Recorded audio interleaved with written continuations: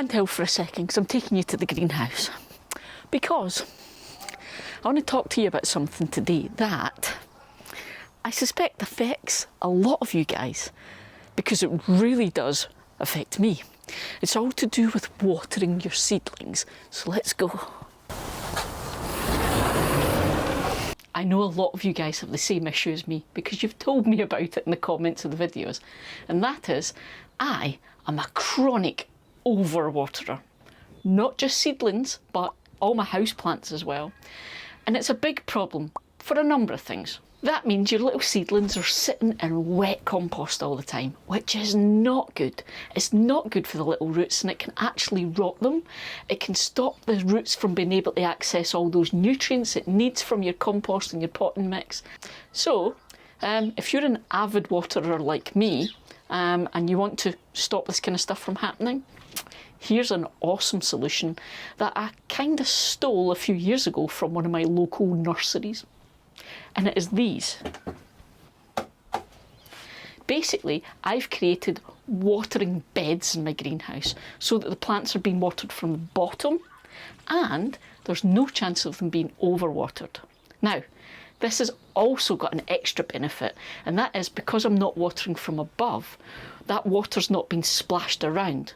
So if there are moulds and fungus and other nasties in the soil, there's less chance of them being spread around because I'm not splashing water droplets onto the plants or neighbouring plants. So, win-win. It is dead easy, so let me talk you through how to make your own and how to use it, and then you can give it a try. Now, hopefully having the camera up high lets you see that I've got these, I'm going to call them watering beds or capillary beds because that's kind of what they are, but I've got them in different sizes. So I've got these big ones that I can put lots of seedlings on. And of course, you don't have to just do it with these massive trays I've got. You can make this work for any size. So this is one of my little shelf trays, and I've got exactly the same thing happening here. This is my spinach. Because you're making them yourself, you can make them to fit your needs, your greenhouse, the trays you've got, however you're doing this. And it's dead simple. You need basically 3 things. Some sort of tray. Now, the purpose of the tray is to keep everything neat and tidy, and it's a place to kind of hold a little bit of a water reservoir. Okay? The next thing you need then is some form of platform that can sit in that tray. Now, all I've done is you've seen me use them, I've got all these seed trays. I've actually got black ones that are twice the size of these, and that's what I'm using, but you can use anything. All I do then is I fill my big tray, or bigger tray, with these upside down seed trays. Okay, now it doesn't matter that there's holes in these because these aren't going to hold water, they're just platforms. So I put as many in as I can fit. And then over the top of these, I put something called capillary matting, and it's this. I've got some offcuts here. Now, I use this a lot, so I buy it in rolls and then I cut it to size for what I need.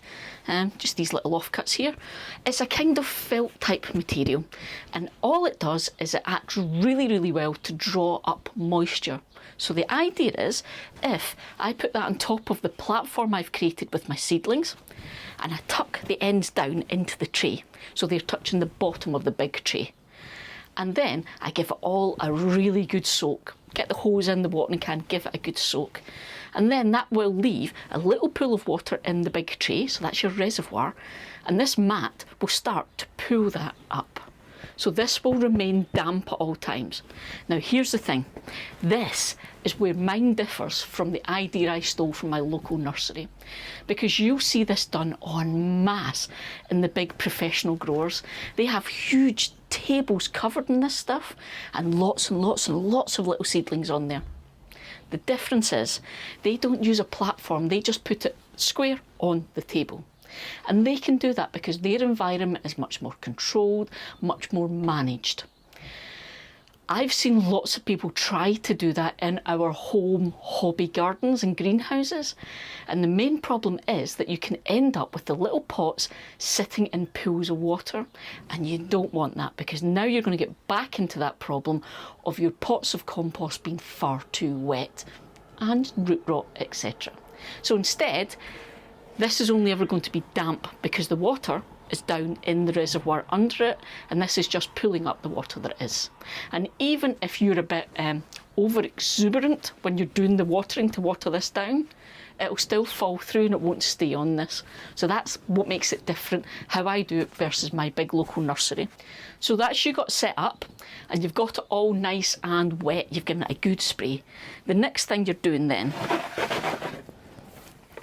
is when you're potting up your little seedlings, whether it's in trays or individual pots, make sure that you've tamped that soil down nice and firm so that it's down to the holes in the bottom of your pots and trays, because that is how this is going to come into contact with that moisture. And I mentioned how the capillary matting or the material does this wickening action and it draws up moisture. This potting mix or compost is going to do exactly the same thing. It's now in contact with that wet or damp matting and it's going to start pulling that up. So from the bottom up, it's going to get more and more moist, which means you're not watering from above, you're watering from below. And that does a few things then. I'm going to put this down because it's quite heavy. I mentioned before you're not watering from above, so you're not splashing things, you're not risking getting things on the leaves you don't want there. You're not damaging delicate little seedlings. But because the water is at the bottom, this little plant is going to put its roots out down there looking for that water. So you're helping to encourage it to grow and get a really good strong root structure. Is it going to come down? Now, here's a top tip for you. You've got them on there. They're going to grow the roots down looking for the water. So eventually, as always happens, roots will come out these holes in the bottom. So what we're going to do is every day just turn that pot a little, just to stop too much of that root matter getting embedded into the material. Because you've seen it out in the garden, in the wild, plants will grow through things quite happily if it gives them what they need. And that will happen to your matting. So you just give it a little turn every day. You will see roots will grow and they'll break when you do that, but when we get to the point where that could be a problem is when those plants are going to need potted on anyway. All we're doing is, while the root systems are still quite small, we're making sure that it doesn't just focus entirely coming out the bottom and into your mat, because you want it to fill this pot so it's nice and strong. So how simple and easy is that then? You need some sort of big tray, some sort of platform to go in the tray, some capillary type material, and you give it a good water. Now there's one last thing. When you put your little plant on there, for the very first time ever, give it a really good water from above that one time to make sure all that compost in there is nice and damp, because it's that action of it then drying out that kicks the capillary action in with your compost or your potting mix. So that one water from above, and then it should be great. Now I know you guys are like me, and I know you're going to worry about your little plants, especially when you see that the top is bone dry like that. Try, if you can, let the plant tell you what's happening. So if you're looking at them and they look okay, even though that looks really, really dry, try to resist watering. If, however, you look at them and they look like they need a water, give them a little water. Just let your plants talk to you. I find once I get this going, my plants don't need a water at all. This will just tick over. And like I say, you can do it to many different sizes to suit your needs. Now I have to be honest, when I first stole this idea and tested it out a few years ago, I actually tested it in a video with you guys, and I 100% didn't think it would work. I was incredibly sceptical. So on camera, I was all ready to debunk it and discovered actually it worked. And yeah, okay, it happens to the best of us.